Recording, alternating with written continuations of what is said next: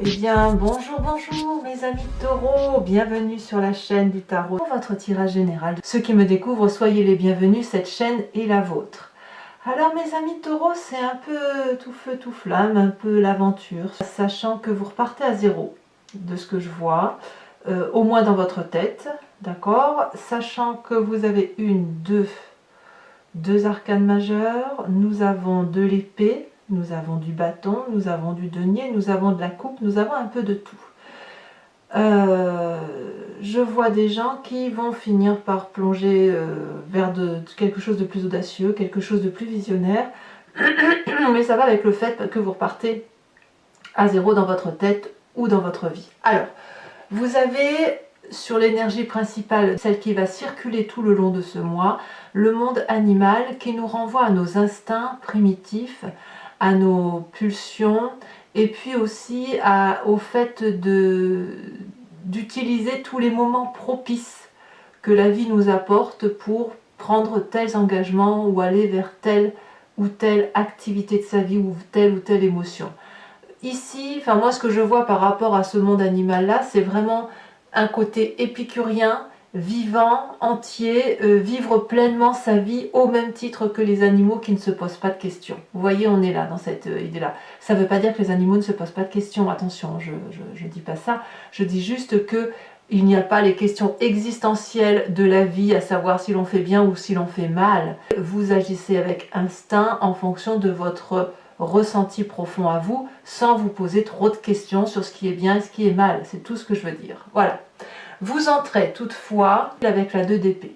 La 2 d'épée va me parler d'une relation à deux, une relation privilégiée, une relation que l'on espère salutaire, en ce sens que l'on appelle à l'aide. Il y en a un sur les deux qui est plus confiant que l'autre, et un qui demande, alors ça peut être une demande d'aide, comme ça peut être une demande de précision ou de clarification par rapport à une relation. Et cet appel à l'aide, vous allez ou recevoir la perche ou la donner, c'est vous qui voyez, mais l'autre en face est hésitant, donc c'est ou vous qui êtes hésitant, parce qu'il ne faut pas oublier que vous êtes plus instinctif qu'autre chose, mais ici il y a une approche de discussion, de quelqu'un qui essaie de dire, ben voilà, si je fais ça, est-ce que, c'est un peu paradoxal, n'est-ce pas, si je fais ça, est-ce que je ne vais pas tomber dans le trou? Mais ça reste instinctif, ça reste intuitif. Et ce dragon qui dit mais si traverse parce que j'ai mesuré la force du pont et tu ne tomberas pas dans le ravin plein de feu, pour vous c'est quelque chose qui ne va pas vous parler. Vous êtes plus dans l'ouverture de vos instincts, l'ouverture de vos intuitions qui prime sur tous les autres raisonnements. C'est le côté d'avoir envie de vivre selon ses propres croyances, sa propre vision des choses. Voilà, donc il y a une très grande ouverture d'esprit, mais cette ouverture d'esprit elle est très tournée sur vous-même et sur vos besoins. Alors, pourquoi? Qu'est-ce qu'on a dans votre environnement très très favorable? Eh bien, on a cette cavalier de coupe.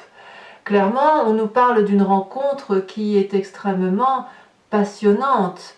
Des projets peut-être, une relation qui démarre, une personne que l'on a envie de retrouver ou d'avoir envie d'avoir des messages de cette personne. C'est une relation plutôt passionnelle, ou un projet passionnel, hein, pour moi, voilà, on est dans un tirage général, je suis obligée de penser à tout, et on n'a qu'une chose, c'est d'attendre que ça vienne à nous ou que l'on va vers cet autre ou ce projet. Et de ce fait, cette passion-là, ça n'est que de l'amour. Ça n'est que de l'explosion d'amour au même titre que le monde animal qui ne se pose pas la question de savoir si c'est bien ou c'est pas bien. Voilà, là on est porté par les événements de la vie parce que c'est comme si vous mangiez un bon gâteau ou alors une belle tartiflette, j'en sais rien, je vous dis des bêtises, ou un bon barbecue, enfin c'est quelque chose qui vous met en joie, vous voyez, c'est instinctif, c'est nécessaire, on se fait plaisir, il n'y a aucun regret à avoir avec ça. La cavalier de coupe nous parle aussi de passion intense émotionnelle, avec une explosion affective. Et puis ça vous est favorable, pourquoi? Parce que ça réveille en vous ce qu'il y a de plus beau et ce qui vous permet d'avancer dans votre vie. Donc, probablement que là, ce que vous vivez là, c'est extrêmement favorable. Par contre, ce qui vous est défavorable dans votre environnement, c'est le fait qu'on pourrait avoir un faux départ ou un départ tout court. C'est-à-dire que vous êtes tellement porté par votre projet que vous pourriez oublier que vous avez quelque chose à terminer. Ou alors, vous n'avez pas d'autre choix que de revenir à votre instinct parce que quelqu'un autour de vous parle de partir. C'est possible. Ici, avec le mât, on nous dit que tout est possible. Donc, votre côté épicurien que vous vivez passionnément vous demande tout de même de réfléchir un petit peu.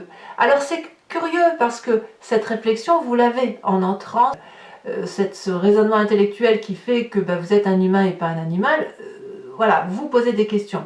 Mais il y a un tel amour dans ce que vous engagez dans votre environnement, de ce que vous vivez, que quelque part, vous mettez de côté tout ce qui est intellect et vous n'agissez plus qu'en fonction de votre instinct animalier. Et c'est ça qui vous ferait peut-être faire la bêtise de vouloir tout quitter trop vite, très vite, sans réfléchir. L'idée, elle est là, en fait. Donc, tout ce qui concernerait les départs intempestifs dans la colère ou dans la passion, peu importe, c'est une mauvaise chose parce que, si vous voulez, ça pourrait vous faire prendre des chemins qui ne sont pas ceux pour lesquels vous avez une mission de vie. Alors, dans votre présent, qu'est-ce que l'on a ? Eh bien, dans votre présent, on voit quand même qu'on tente de maîtriser ce que l'on fait. On essaye de garder le contrôle, mais pas le contrôle pour dire d'avoir le contrôle, c'est pas ça. C'est plus d'avoir le contrôle sur les événements de la vie.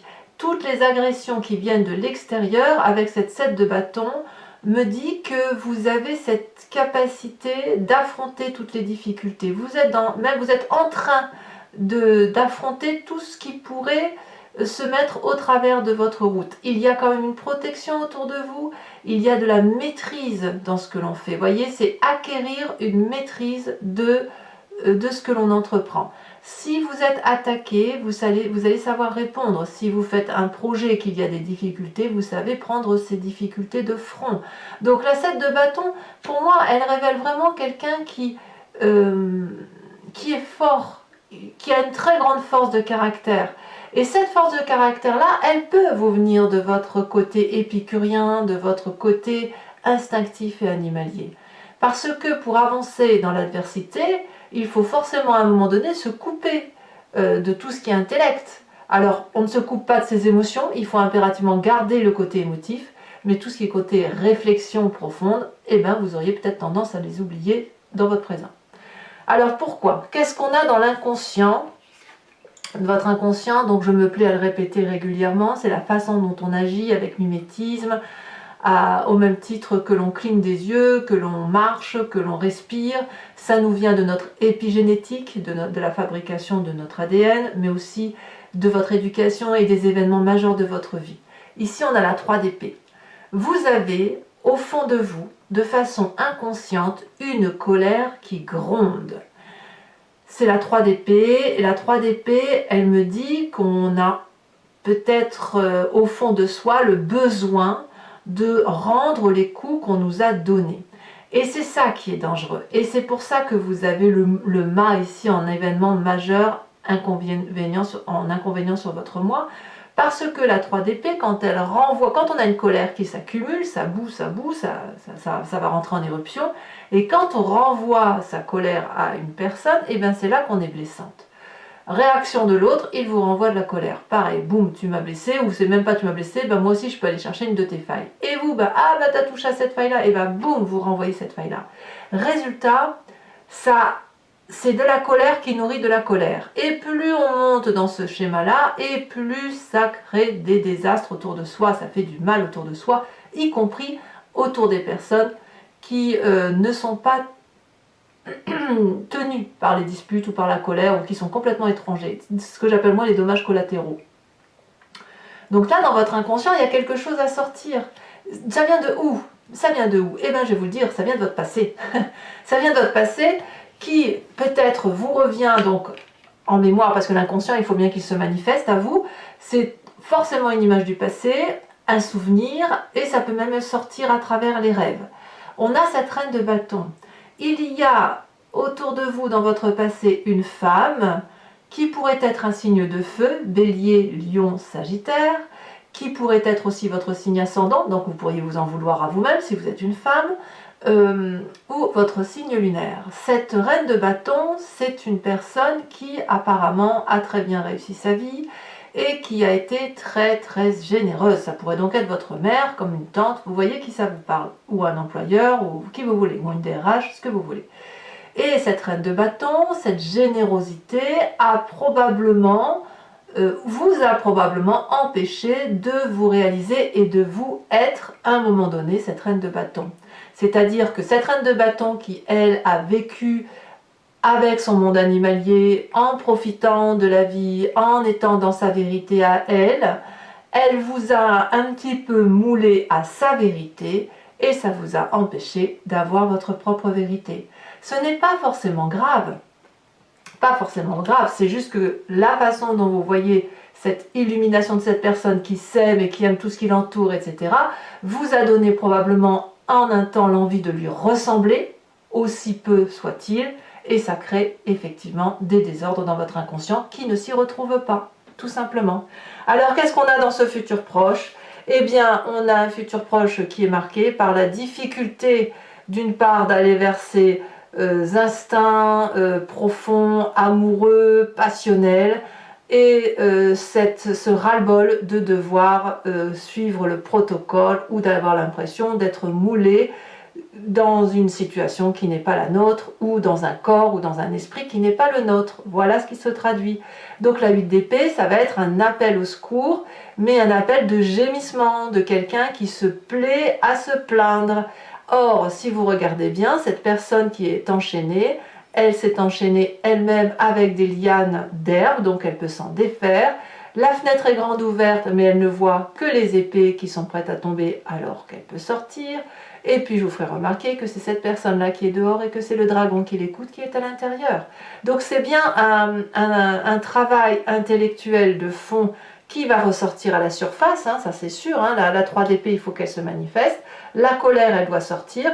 Vous allez peut-être vous en prendre à une personne de votre passé, mais il n'empêche que c'est pas ça qui va vous faire sortir de votre situation. Alors on verra bien effectivement comment ça s'approfondit sur Vimeo et puis sur les mois à venir, mais il n'empêche que dans votre état d'esprit, qu'est-ce qui se passe? Eh bien l'état d'esprit, là on a conscience, c'est le chaos, on est prêt à partir. On est prêt à partir avec la maison Dieu.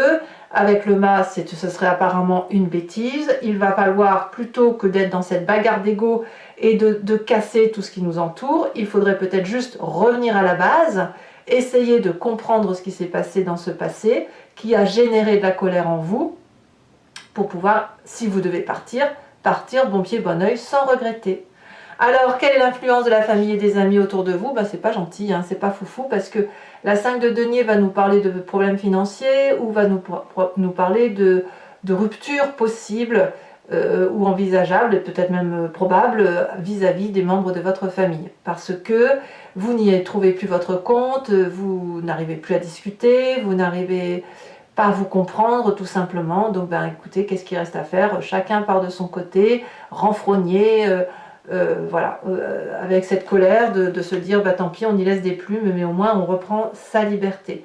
Alors vous pourriez très bien reprendre votre liberté au nom de l'amour ou pour un projet. Il ne faut pas oublier que c'est votre côté instinctif qui va parler, qui va vous dominer. Donc c'est vraiment cette 3 d'épée qui gronde tellement en vous, il y a tellement cet intellect qui est blessé. On voit qu'il y a une blessure narcissique ici, et effectivement ça nourrit cette colère, et voilà, et à un moment donné ça va exploser, il faut que ça explose. Alors c'est vrai que vous avez un peu le même tirage que les béliers qui ont eux une grosse colère aussi, donc je ne sais pas si vous êtes en relation avec un bélier, parce que... Alors j'ai pas fait les autres signes de feu, hein, j'ai pas fait le sagittaire, j'ai pas fait le lion encore, mais je serais curieuse de voir un peu comment ça va tourner pour eux. Je sais que le bélier a une grosse colère, et je vois que le taureau semble un peu lié avec cette rupture et cette colère. Bon, à voir si ça parle avec vous, mais pas forcément, hein, voilà. La 5 de denier, en tout cas, on me parle du côté terrien aussi, donc là on est clairement dans votre signe, hein, le taureau, quelqu'un qui aime bien les belles choses, qui construit les choses, mais là, voilà, vous allez être obligé de mettre de côté certains trucs pour aller voir ailleurs, voilà. En tout cas, il y a une rupture familiale, et comme je dis, la rupture familiale peut être très très élargie. Bon, conséquence de vos actions et de vos pensées sur vous-même, on a cette 2 de denier qui va nous parler de saut vers l'inconnu. On redémarre un nouveau projet, un nouvel investissement, on suit son instinct et on va faire confiance aux peu de personnes qui restent autour de nous, et ce sera une réussite si vous êtes bien entouré. Vous avez confiance en vous, c'est comme si ce qui se passe à l'intérieur de vous est de toute façon votre vérité, donc vous n'avez pas d'autre choix que de foncer dans l'inconnu. Dans l'inconnu, mais avec cette idée projetée de réussite. On n'agit pas juste pour agir, on agit parce qu'on a déjà un objectif de vie dans sa tête. Alors, la difficulté pour vous, puisque on voit qu'on a quand même des brutalités au niveau émotionnel et qu'on est prêt à partir, ou que l'on part, ça va être de faire attention, puisqu'on a le mât, de ce que si vous sautez dans l'inconnu, de savoir où vous sautez. Donc, bien évidemment, si vous avez cette énergie de éventuellement et potentiellement demander de l'aide pour avoir des conseils, faites-le, parce que dans votre état d'esprit, de toute façon, il y a comme une rupture et vous partez pour une plus belle émotion.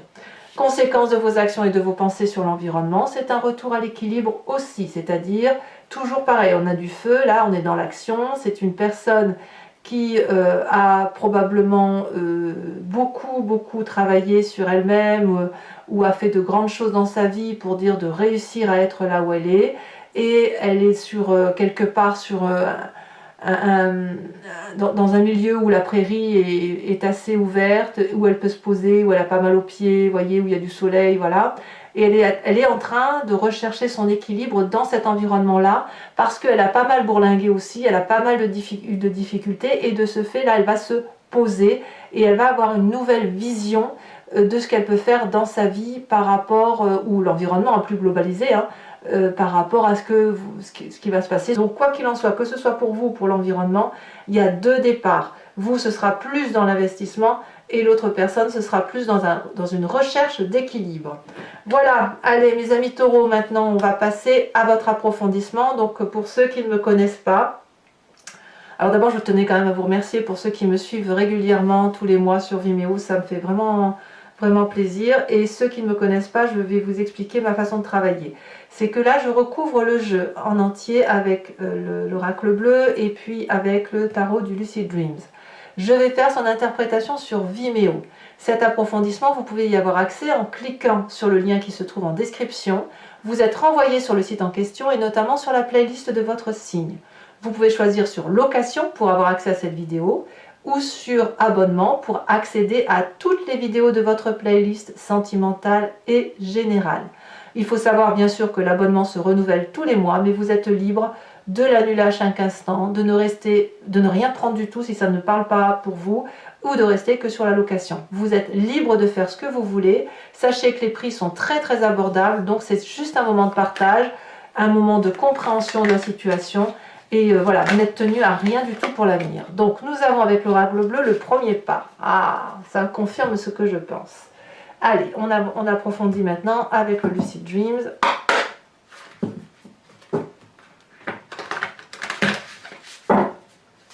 C'est parti, on va voir comment le jeu se recouvre.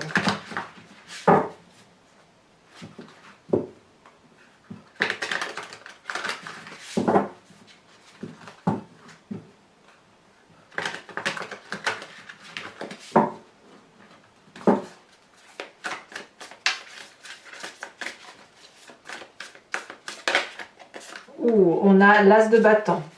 Ouais, il y a du feu hein, quand même, hein. Il y a quand même bien du feu. L'as de bâton, c'est une très jolie carte. Environnement défavorable, on nous parle de 2 de bâton. Eh ben, c'est l'environnement. Vous voyez, ces deux cartes ici sont similaires, c'est la même chose. Ah non, pardon, j'ai des bêtises, c'est la 10 de bâton, je vous dis des bêtises. Environnement défavorable, c'est la 10 de bâton, donc rien à voir. D'accord. Nous avons, non, ici il y en a 2, je ne vais pas les mettre. Oh, mais je ne vous ai pas mis, non. Ah, je ne vais pas changer les cartes. On va prendre l'énergie. Je ferai après l'énergie entrante. La 7 de bâton, on a la 5 de bâton renversée sur le présent. Je continue comme j'ai fait. Si j'ai tiré les cartes comme ça, c'est que ça doit être comme ça. Dans votre inconscient, on a la carte du soleil inversée. Sur le passé, nous avons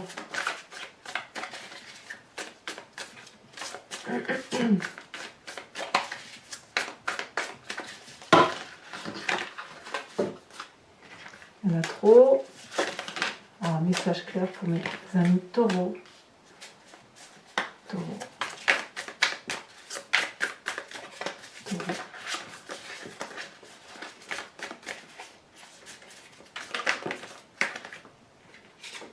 Nous avons la 9 de bâton. Ouais, vous êtes quand même un peu excédé, hein, quand même. Sur le futur proche, avec cette 8 d'épée, donc je vais prendre la première qui est tombée. Nous avons la 5 de coupe inversée. Ouais, vous avez quand même des tristesses, hein, ou vous n'en aurez plus. Alors, sur l'état d'esprit, nous avons les stars, la carte star, donc ça fait quand même 2 arcanes majeures, la maison Dieu suivie d'une réussite. Sur la 5 de denier, nous avons la 4 d'épée. Conséquence de vos actions et de vos pensées sur vous-même avec cette 2 de denier, nous avons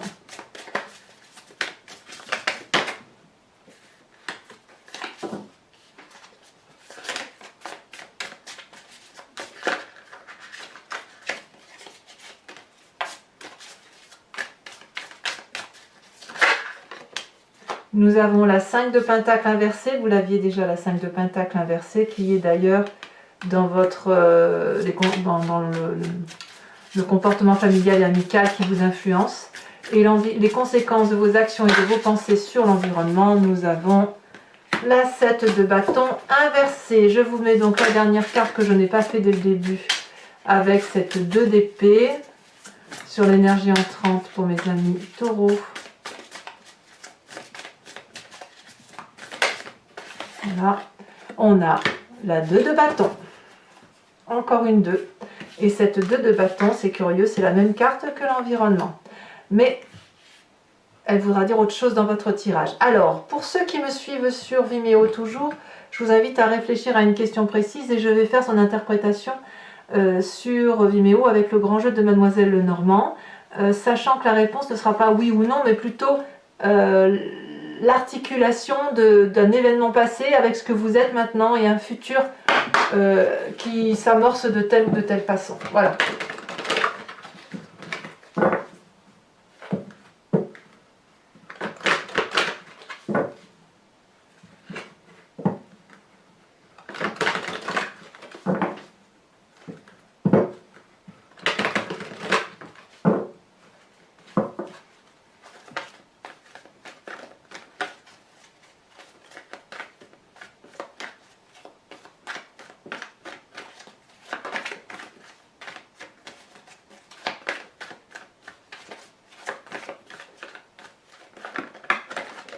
Oh là là, il y a trop de cartes ici.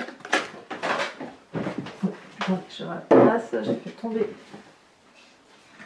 une carte. Alors, un message clair pour mes amis taureaux. Alors j'entends le mot scorpion dans ma tête, donc c'est possible aussi que vous ayez une relation avec un scorpion pour certains d'entre vous. Alors on a la 4 de trèfle, la roi de trèfle. Vous vous présentez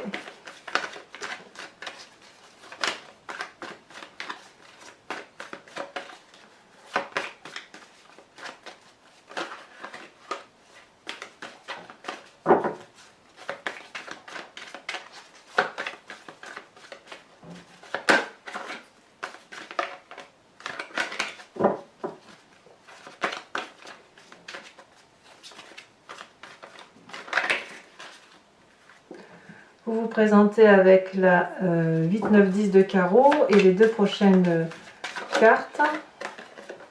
On me dit la roi de cœur, ça fait quand même 2 rois, et les rois traduisent quand même des gens de maîtrise, et puis la 2 de pique. Allez, pour vous aider aussi à passer ce mois de mars, mes amis taureaux, je vais vous tirer une carte de l'oracle des druides qui vous invite à vous inspirer d'un animal totem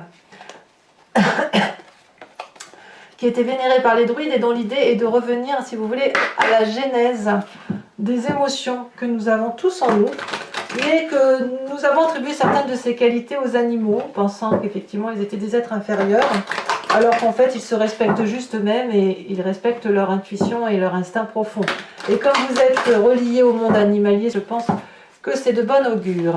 Allez, la carte animal totem d'inspiration pour mes amis taureaux. Quel animal doit les accompagner ?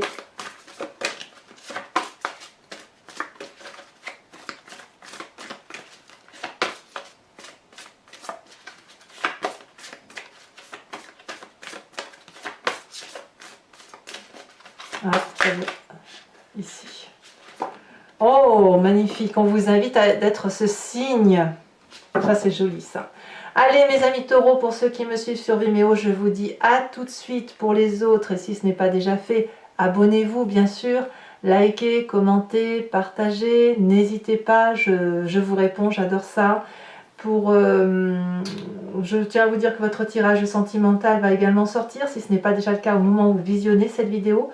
Dans tous les cas, je vous souhaite un excellent mois, je vous fais de gros bisous et je vous dis à très bientôt. Bisous, bisous.